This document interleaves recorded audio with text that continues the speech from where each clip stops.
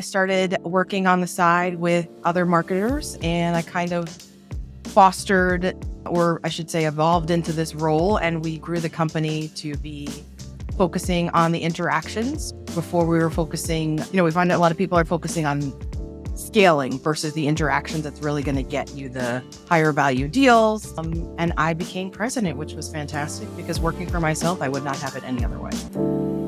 This is Taking the Lead. If you wanted to scale these principles a little bit, what would you say is, so like gold standard is everything feels one-to-one, but it's very, very worth it, right? It's fewer deals, big monsters, taking a little bit longer. And then on the flip side of that, right, if we flip the pendulum all the way the other way, there's this mass outreach kind of spray and pray methodology that I think a lot of people wind up doing. If you wanted to land somewhere in the middle, are there elements of this that you feel like can be less hyper-personalized and easier to do in larger scope?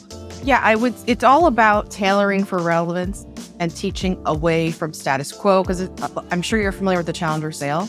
We take aspects of that in what we're doing. So if you can be hyper-relevant, if you can be hyper-focused on what's different from your competitors, what's different than status quo, because I'm sure as sellers, you got your listeners, and you know that when you can say that doing nothing is more expensive and more costly to them versus implementing this tool is a game changer for a conversation. So that's the type of thing that you have to figure out what's going to work and what's historically worked for you as a seller.